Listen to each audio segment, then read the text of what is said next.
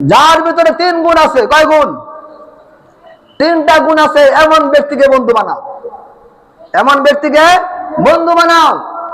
এই এরকম 3 গুণ বিশিষ্ট বন্ধু বানাতে পারলে তোমার এই বন্ধুই তোমাকে জান্নাতে হাতে ধরে প্রবেশ করায় দিবে। জান্নাতে হাতে ধরে প্রবেশ করায় দিবে।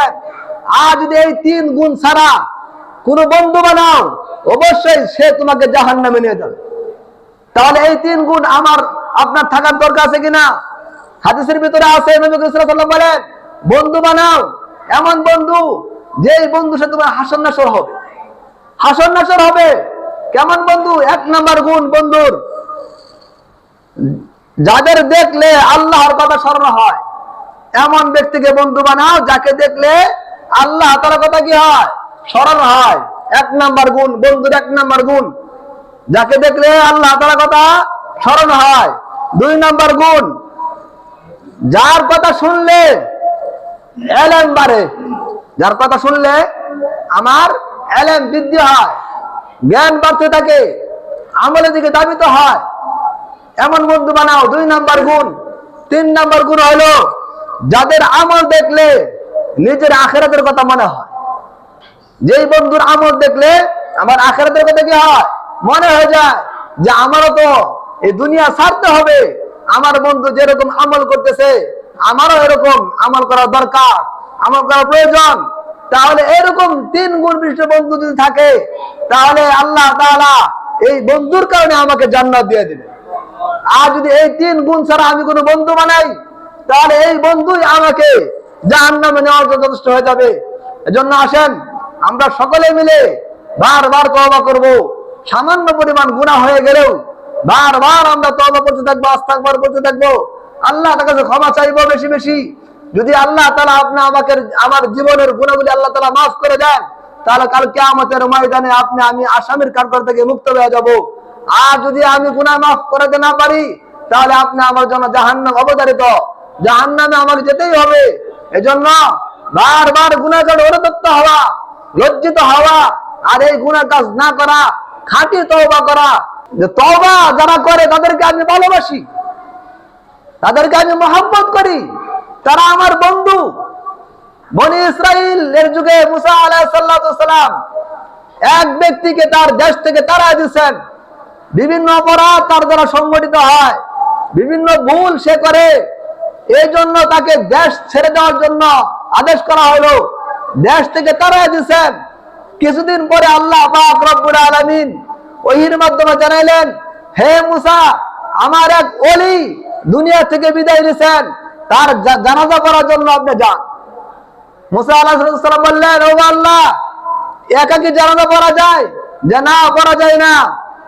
তা আপনার উম্মত যারা আছে এদেরকে নিয়ে, বনি ইসরাইলে যারা আছে এদেরকে নিয়ে আপনি জানাজা পড়ে আসেন, অমুক জঙ্গলে আছে। মুসা আলাইহিস সালাম বনি ইসরাইলের উম্মতদেরকে নিয়ে যখন রওনা দিলেন, যাওয়ার পরে যা দেখলেন ওই ব্যক্তির লাশ, দেখার চেহারা দেখলেন আর চিনে ফেললেন। বললেন, আল্লাহ তাআলা বলল যে আল্লাহ তাআলার ওলি মারা গেছে। এ তো দেখতেছি আমাদের দেশ থেকে বিদায় করা পাপিষ্ঠ, যে অবাধ্য ছিল, যে অপকর্ম করত, ওই ব্যক্তি তো এখানে মারা আছে। আল্লাহ তাআলা কেন ওলি বললো? কেন ওলি বললো? আল্লাহ তাআলা বন্ধু কেন বললো? জিজ্ঞাসা করা হয় আল্লাহ তাআলাকে, আয় আল্লাহ, এই লোক তো পাপ করছিল, অনেক অপরাধ করছিল, যার কারণে আমি আমার দেশ থেকে তাকে তাড়ায় দিছি। তাহলে এই ব্যক্তি ওলি কেমনে হইল? এ আপনার বন্ধু কেমনে হইল? আল্লাহ পাক রব্বুল আলামিন জানায় দিলেন যে এই ব্যক্তি যখন মৃত্যুবরণ করবেন, যখন মারা যাবেন, ডান দিকে তাকাইছেন, দেখেন কেউ নাই, কোনো মানুষ নাই, সব খালি হয়ে গেছে। বাম দিকে তাকাইছেন তো দেখতে পারেন কোনো কিছুই নাই, সে ছাড়া আর কেউ নাই। সামনের দিকে তাকাইছেন আর দেখছেন কেউই নাই। মৃত্যুর সময় তার কাছে আসার জন্য আসার মতো কোনো লোক নাই। পিছনের দিকে তাকাইছেন, কেউ নাই।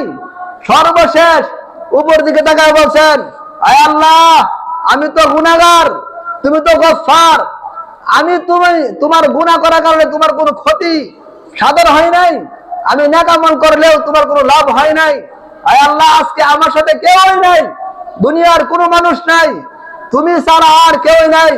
আয় আল্লাহ, আমার জীবনে যত গুনাহ ছিল, যত অপরাধ আমি করছি, সমস্ত অপরাধের জন্য আমি তওবা করতেছি।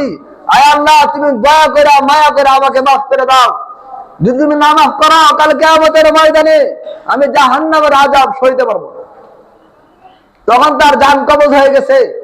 আর এই তওবাটা আমি আল্লাহ তাআলা কবুল করছি বিদায় ওই ব্যক্তি আমার বন্ধু হয়ে গেছে, সে আমার প্রিয় পাত্র হয়ে গেছে, সে আমার ওলি হয়ে গেছে। এই জন্য তাকে আমি বলছি আমার ওলি। তখন সমস্ত বনি ইসরায়েলের যারা ছিল সকলে মিলে তাকে জানাজা করে এরকম দাফন কাফন শেষ করছে। তাহলে দেখেন, যদি আমি তওবা করি, বারবার তওবা করি, তাহলে আল্লাহ পাক রব্বুল আলামিন আমাকে ভালোবাসবেন, আমাকে মহব্বত করবেন। আমার দ্বারা গুনাহ কাজ হয়ে গেলেও যে আমাকে আল্লাহ তাআলা তওবা করার সুযোগ দিবেন। অনেক মানুষ দুনিয়াতে আছে যারা বন্ধুর কারণে গুনাহ করে, যে হাদিসের ভিতরে আছে